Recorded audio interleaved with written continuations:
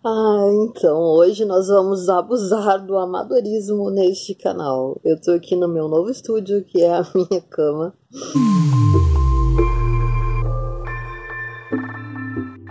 Vocês que me acompanham sabem, né, que semana passada eu estive em São Paulo e eu queria contar um pouquinho de como foi lá.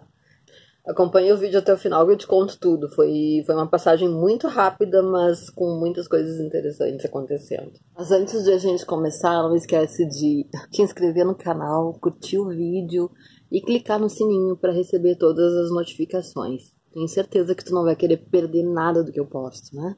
Então vai lá. O que rolou semana passada? Eu acabei indo para São Paulo, eu queria ter feito muita coisa, tipo gravar com a Mara, ou gravar com a Clara, ou as duas, a gente vive combinando, mas acaba que eu fui muito rapidinho. Eu fui para uma atividade que rolou com a Silvia Federici, digamos com um pequeno grupo de escritoras e ativistas convidadas, e foi muito interessante, foi muito maravilhoso poder novamente ouvir a Silvia, também trocar ideias com as outras ativistas, conhecer o trabalho de todo mundo, assim, ainda que muito por cima, mas cada uma pôde contar um pouquinho da área em que atua, e isso foi muito ótimo. Ouvir Federici é sempre muito maravilhoso, mais maravilhoso ainda se você pode entregar o seu livro para ela, né? Foi muito lindo para mim, porque a Silvia Federici tem sido uma das minhas grandes referências quando eu penso essa questão de trabalho de mulheres e do puto feminismo mesmo. Não é novidade para quem a acompanha que ela também considera que o nosso trabalho é um dos trabalhos que se pode considerar, entre aspas, trabalho de mulheres, e as colocações dela sempre sobre a questão do trabalho sexual, não só na prostituição, mas no modo como ele é tomado de todas as mulheres, elas têm sido muito importantes para mim nessas construções. Então, chegando lá, depois que acabou a fila de autógrafos e tal, eu pude entregar o Puta Feminista para Silvia, que, claro, lembrava de mim e foi muito afetuosa, como ela sempre é, com todas as mulheres. E coisa boa poder fazer isso, né? Tom hoje tá muito louco, então se vocês ouvirem latidos, obviamente é a ação do Tom. Porto Alegre hoje também tá muito calor. É muito fofo quando as pessoas, você fala que mora em Porto Alegre, as pessoas dizem: ai, tô louca pra conhecer Porto Alegre, gosto de frio. Deve estar quase 40 graus aqui hoje. Bom, chegando em São Paulo, eu fiquei hospedada na Clara. Coisa ótima de ter podido ficar ainda bastante tempo com a Clara, bastante perto do pouquíssimo tempo que eu fiquei em São Paulo, e a gente pôde botar a conversa em dia, né? Pensar em tudo que tem nos acontecido nesses anos, não só na nossa vida pessoal, mas no país. Politicamente estamos nessa situação esdrúxula, e poder, nossa, o vizinho tá com obra,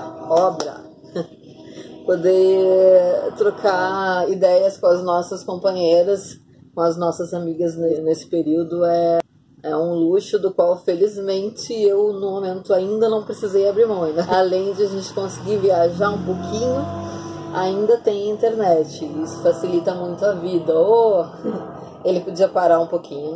Puxa, enfim. Então, conversando com a Clara, vocês que acompanham a Clara Verbuck hoje nas redes sociais e na vida, vocês sabem que além de uma escritora incrível, de uma feminista muito potente, Clara hoje é uma polidancer.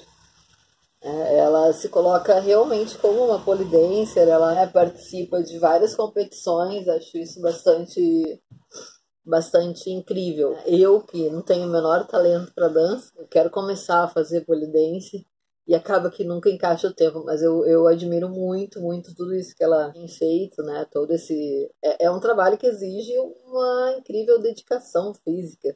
Mas aí conversa vai, conversa vem, a Clara acabou me contando que tem sofrido um certo preconceito por conta de estar se colocando como polidancer. Não é uma coisa que tenha me surpreendido, mas é uma coisa tão absurda que eu decidi que deveria falar sobre isso. Cheguei a postar um texto, ela também postou um vídeo nos stories dela sobre isso, que é um tema que a gente vem conversando, eu e a Clara, há tanto tempo, né? Já há tanto tempo.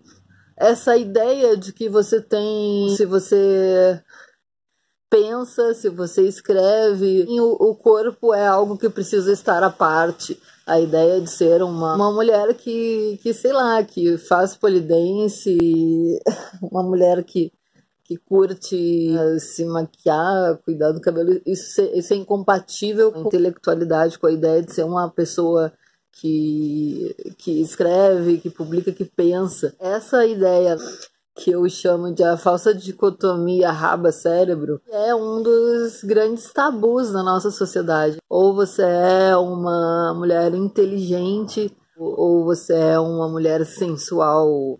Como é que isso bate pra mim? Pra mim sempre é essa coisa, desde que eu comecei, né? Desde que eu saí do armário como uma trabalhadora sexual e comecei a conviver com as pessoas, assim, entre aspas, em público, a participar de encontros, de reuniões políticas, de debates sobre feminismo. Para mim, desde que eu comecei a fazer isso, tendo me revelado uma trabalhadora sexual, eu percebo coisas muito divertidas, né? Muito divertidas porque eu não tenho a menor intenção de me deixar bater por isso. Eu sei quem eu sou, eu sei o tanto que eu li, que eu de fato não tive essa paciência toda para cursar faculdade, enfim, e por outras questões também. Mas eu sei quem eu sou em relação ao mundo. E as pessoas, quando me conheciam, sabendo que, além de ser a pessoa que estava conversando com elas, eu era então uma pessoa de um mundo diferente, um mundo à parte, uma trabalhadora sexual. Elas começavam sempre a falar comigo de um modo muito lento, de um modo muito tranquilo, de um modo muito bem explicadinho, de modo que eu conseguisse entender tudo que elas estavam falando.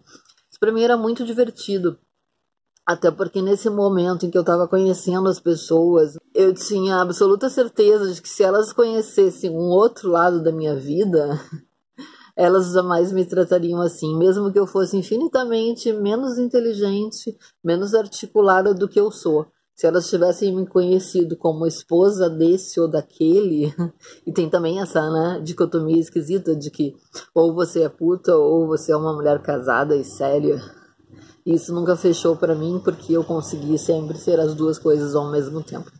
Mas isso me batia de um modo muito engraçado porque eu sabia que se elas tivessem me conhecido a partir de outra perspectiva, elas teriam um comportamento completamente diverso comigo. Saber que outras pessoas das minhas relações e que sequer exercem trabalho sexual estão sofrendo esse tipo de preconceito me chamam um alerta. Me chamam um alerta não para nós. Nós sabemos o que nós estamos fazendo. Chamam um alerta para essas pessoas que fizeram o trabalho de dar o toque para Clara, olha, para de te expor como polidancer, isso vai te tirar trabalhos. É possível que isso tire trabalho, sim. Talvez a parte mais complexa disso tudo é que existe essa possibilidade de as pessoas começarem a pensar que uma mulher que já publicou 9 livros, que escreve em, sei lá, quantos veículos nesses anos todos e tal, que ela tenha de repente perdido essa capacidade de pensar. Como o corpo mexe com as pessoas a esse ponto, né? Que comecem a te considerar alguém incapaz. É uma conversa que a gente tem muito seguida entre colegas sobre essa coisa de sair do armário e as pessoas começarem a te ver como alguém que não pensa. E de onde é que vem isso? Se a gente for pensar que é uma estratégia e um dogma patriarcal muito entranhado em todas e todos nós. A ideia de que a mulher que faz sexo, a mulher que tem uma vida sexual, ela não pode ser uma mulher considerada com capacidade pensante. Resolvi tocar nesse assunto aqui, nesse vídeo curto. Essa semana eu não ia nem jogar vídeo, porque meu tempo tá realmente super curto. Esse mês eu precisava que tivesse 60 dias, mas ele só vai ter 30. E eu vou tentar não deixar o canal solto, né? Eu vou tentar seguir postando, mas precisava pensar sobre isso. Porque aqui nós estamos, claro, eu dizer que nós estamos em 2019, que não deveríamos ter esse pensamento conservador, seria um erro. Porque 2019 é um ano em que a gente tem, não só 2019, mas a gente vem a cada ano, desde, sei lá, 2012, 13, avançando rumo a uma sociedade mais conservadora e muitíssimo mais machista, claro. Então, eu dizer que, nossa, estamos em 2019, eu não acredito que isso está acontecendo em 2019, é um erro, né? Na verdade, sim. Estamos em 2019 e as pessoas estão condenando mulheres que fazem sexo a não poder se mostrar como mulheres inteligentes, a não ter mais trabalho em determinadas áreas, enfim. Isso é totalmente compatível com 2019. Eu fico pensando que tudo bem, né? Que os conservadores considerem que as coisas são assim. Mas quando é que a gente vai parar e pensar que esse pensamento conservador precisa ser combatido não só quando a gente sai de casa para votar e não vota no Bolsonaro, não, ele precisa ser combatido na nossa vida diária, no nosso comportamento diário, tá? Eu, sendo quem sou, eu já consigo detectar muito bem o conservadorismo das pessoas no que toca a mim. A vida não é uma coisa exatamente fácil, tipo, eu sei que pessoas atravessam a rua ao me ver, que pessoas fingem que não me conhecem, enfim, acho tudo isso ridículo, acho tudo isso de uma babaquice gigante, mas eu sei como a vida funciona e a mim não surpreende, mas eu penso que nós que estamos aqui no campo progressista precisamos pensar sobre isso, né? Porque é que uma mulher que escreve, ela não pode se colocar como uma polidenser, sendo que tem textos da Clara incríveis, justamente falando de como a dança mudou a vida dela, como uma coisa que revolucionou a vida dela. E como a gente pode condenar isso? Não se coloque como polidancer, não balance a bunda, não use roupas curtas, não deixe a barriga de fora, faça isso, mas não faça em público. Essa é a sociedade que a gente tem. E, bom, poucas pessoas talvez consigam entender melhor isso do que as trabalhadoras sexuais, sabem muito bem que fazem parte da vida de todas as pessoas e fazem de fato, porque, né, quando me colocam que eu sou de um outro mundo, eu não pertenço, né, ao mundo das pessoas comuns, eu lembro que, bom, as pessoas que são casadas com essas pessoas comuns são as pessoas que vão aos lugares onde eu trabalho, então gente, não existem dois mundos. Não só não existem dois mundos, como não existem coisas que não são permitidas às mulheres. Não é possível que a gente siga compactuando com essa ideia, né? Mulheres escrevendo. Nós temos hoje um número muito grande de mulheres incríveis escrevendo à nossa volta. Mas isso nem sempre foi assim, né? Durante um bom período, mulheres precisavam, né, publicar com pseudônimos masculinos, e isso não é uma coisa, né, de séculos atrás. Uns best-sellers foram publicados por mulheres usando somente as iniciais para não precisar, né, se dizer mulheres. E a gente precisa muito pensar essas coisas todas para de algum modo servir o nosso comportamento, nosso posicionamento, servir como uma barreira diante esse conservadorismo todo, essa onda, esse tsunami de chorume conservador que a gente tem enfrentado. Então, por isso eu considerei muito importante publicar esse vídeo ainda essa semana para a gente pensar sobre essa questão, né? Onde que o nosso pensamento se alinha ao pensamento das pessoas conservadoras, onde o meu comportamento está ajudando o conservadorismo a ganhar espaço. Fica o questionamento. Está aberto para comentários, comentem embaixo do vídeo qual é a impressão de vocês a respeito disso e onde que esses estigmas, né, e esse pensamento conservador afeta a vida de vocês. Eu vou gostar de saber.